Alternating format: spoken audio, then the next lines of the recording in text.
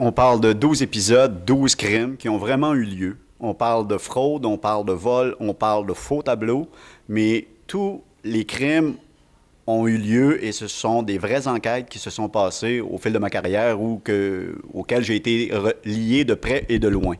Vous parlez de votre carrière. Peut-être certaines personnes ne savent pas que vous avez été dans une autre vie pas si lointaine un policier, un fin limier qui essayait de retracer les voleurs d'œuvres d'art. Oui, je vous remercie, mais oui, pendant 28 ans, j'ai été policier. Donc, les 15 dernières années, suite à un baccalauréat en histoire de l'art, je me suis concentré sur les enquêtes reliées aux œuvres d'art. J'ai eu des projets de maîtrise qui est non complété, mais j'ai fait un bac en histoire de l'art et qui avait pour but justement de tracer et de pister les voleurs ou les œuvres volées ou les faux tableaux un peu partout à travers le monde. Et en déjeunant tout à l'heure, j'ai appris une chose. En parlant, vous avez dit, le voleur de Krieghoff à Westmount, je le connaissais parce qu'on avait étudié ensemble à l'université en histoire de l'art, justement. Oui, disons que suite à quelques vols et à l'avoir vu en prison et, arrêté, je me suis aperçu à un moment donné que pendant mes cours en histoire de l'art à l'Université de Montréal, ce gars-là assistait comme auditeur libre.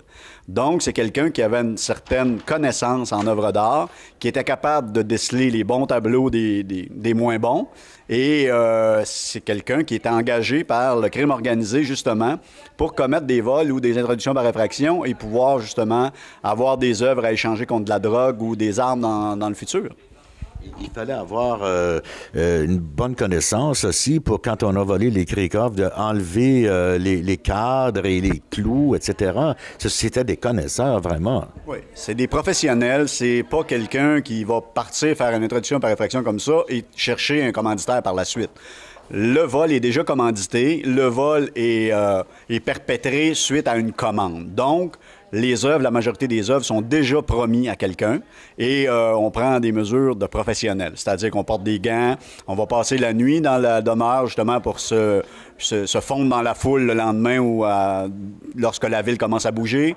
On va ramasser tout ce qu'on a laissé sur les lieux, soit les clous qui tiennent le faux cadre, ces choses-là, pour ne pas laisser de traces ou le moins possible. On fait des erreurs et c'est là que nous, on peut déceler l'erreur et arrêter la personne, mais c'est des professionnels. L'ADN vous a aidé, évidemment, j'imagine? Dans plusieurs cas, oui, l'ADN aide beaucoup, mais encore là, ces gens-là se raffinent et ne laissent plus de traces d'ADN ou vont rapporter tout ce qu'ils ont touché ou partout où ils sont passés. Ils vont porter des cagoules, par exemple, pour pas que les cheveux tombent sur le plancher. J'aimerais qu'on parle, en terminant, de Serge Lemoine. On a vu l'émission. C'est fort intéressant. Il résidait à Actonville et il a peinturé sa maison. C'était un provocateur, en quelque sorte. Oui, c'était un provocateur qui prenait les moyens. Serge n'avait pas beaucoup de moyens financiers. Ce qu'il avait à portée de main, c'était la maison familiale et prenait les moyens pour provoquer aussi. C'était un provocateur, c'était quelqu'un qui voulait démystifier l'art contemporain, qui voulait sortir des grands musées et que l'art contemporain et la rendre disponible à toute la population ou à tout le monde. Démocratiser l'art contemporain, c'était son but ultime. Et avec sa maison, qui peignait régulièrement, où il faisait intervenir des enfants, il faisait des happenings avec d'autres peintres. Je suis allé régulièrement peindre sur la maison. Ça se transformait, ça prenait une autre allure. Les gens du coin, pour la plupart, ont changé d'avis au fil du temps. Dans les dernières 10 ans de sa vie, il est mort en 1998, la population a changé d'avis sur ce que Lemoine faisait. Et Lemoine est allé en cours justement contre la ville qui voulait détruire la maison. Et c'est le seul cas connu à travers le monde où un juge décrète que c'est une œuvre d'art en progrès.